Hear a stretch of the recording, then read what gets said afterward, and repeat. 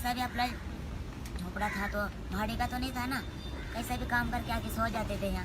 अभी भाड़ा देखो 50,000 डिपॉजिट, 7,000 भाड़ा, 8,000 भाड़ा, 9,000, तो कहाँ से लाएंगी मैं? हाँ, मैं कहाँ से लाएगी?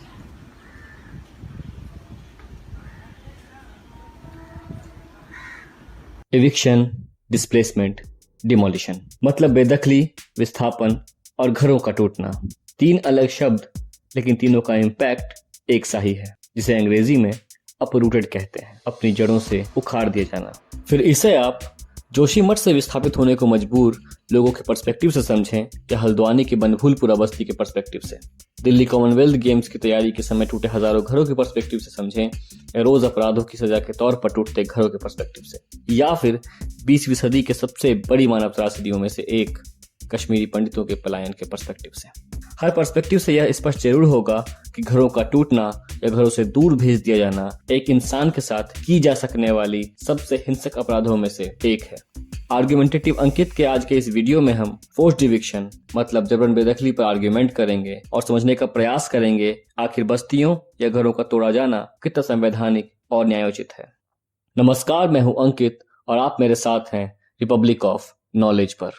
जिस समय मैं यह बात कर रहा हूं उस समय शायद असम के लखीमपुर में 300 से ज्यादा घर टूट चुके होंगे। दिल्ली के भाट कैंप, तुगलकाबाद, धौला कुआं में बस्तियों को तोड़ने के प्रयास किए जा रहे हैं, तो इंदौर में प्रवासी भारतीय दिवस मनाने के लिए बस्तियों को उजाड़ दिया गया है।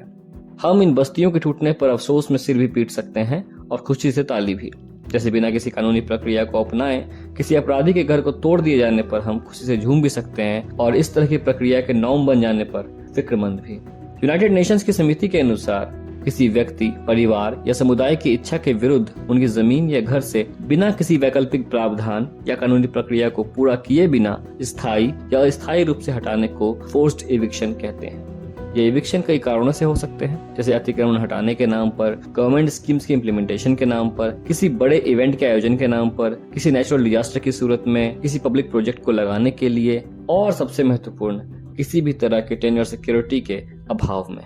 भारत में जमीन, घर और बस्ती संविधान के स्टेट लिस्ट का मामला है, जिस पर कानून बनाने व क्रियान्वयन का पूरा अधिकार राज्य सरकार का होता है। लेकिन देश में कई केंद्रीय एजेंसी जैसे रेलवे, पोर्ट, कैंटोनमेंट बोर्ड और एयरपोर्ट एक्सेट्रा भी काफी बड़े जमीन के मालिक हैं। अक्सर इन जमीनों का बड़ा हिस्सा बिना किसी उपयोग के सालों तक खाली रहता है और समय समय पर पलायन करके नौकरी की तलाश में आते लोग इन खाली जगहों पर अपना बसाहट बना लेते हैं। सुनने में यह स्पष्ट रूप से कब्जा लग रहा है, लेकिन क्या सच में ऐसा है? हम बिना तार्किक हुए कह सकते हैं कि बिल्कुल कब्जा है। आखिर सरकारी जमीन पर कोई कैसे घर बना सकते हैं? लेकिन समझने की बात यह है कि जिन शहरों में आवास सबसे महंगी कमोडिटी हो और जिस देश की 94% जनसंख्या अनौपचारिक कार्यों में लगी हो, उसके लिए किसी भी शहर में घर अफोर्ड कर पाना कितना वाजिब है। और ऊपर से इन बसाहटों के बसने की वर्षों की प्रक्रिया है, जिसमें समूहों में लोग आकर बसते हैं, जिन्हें सरकारी सुविधाएं मुहैया करवाई गई, जिनका उस जमीन पर एड्रेस बनवाया गया, फिर अचानक से अतिक्रमण का ठप्पा कैसे लगा दिया जाए। इसमें कोई दो राय नहीं कि वहां रहने लग जाने से कोई भी उस जमीन का मालिक नहीं हो जाते, लेकिन क्या उस जमीन पर इतने वर्षों में रहते हुए आने का कोई मतलब नहीं? क्योंकि कानून तो ऐसा ही मानता है। भारत सरकार का एक कानून है, slum areas improvement and clearance act 1956,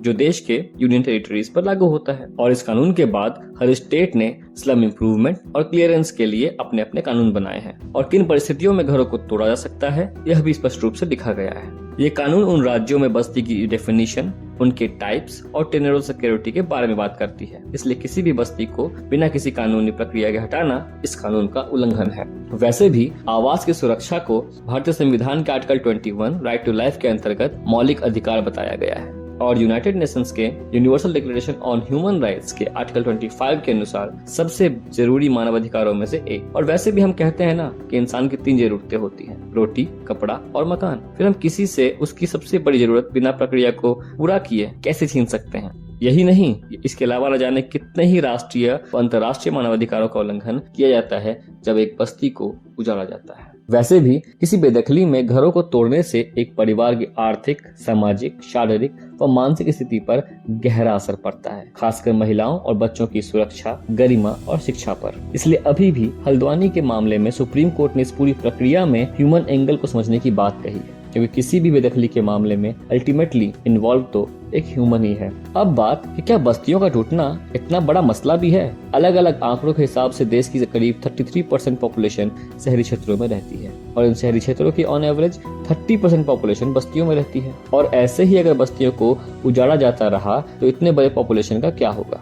वैसे भी एक साल में कितने घरों को तोड़ा गया इसका कोई भी सरकार अकाउंट नहीं रखती है। केंद्र सरकार से पूछने पर वो कहती है कि यह राज्य का मामला है, राज्य से पूछने पर वह डेफिनेशन और लैंड ओनिंग एजेंसी में फंसा देती है। लेकिन कुछ संस्थाओं ने देश भर से आंकड़े इकट्ठे करने की कोशिश की है और उससे पता चलता है कि पिछले 5 सालों में ऑन एवरेज हर साल करीब 2 लाख लोगों को बिना किसी प्रोविजन के फोर्स्ड इविक्शन किया गया है और लगभग 11 लाख लोग हर साल इविक्शन के खतरे में जी रहे हैं। सुप्रीम कोर्ट ने कई मामलों में स्पष्ट किया है कि बिना उचित नोटिस, वैकल्पिक व्यवस्था और तय कानूनी प्रक्रियाओं को पूरा किए बिना किसी भी तरह का इविक्शन ना किया जाए।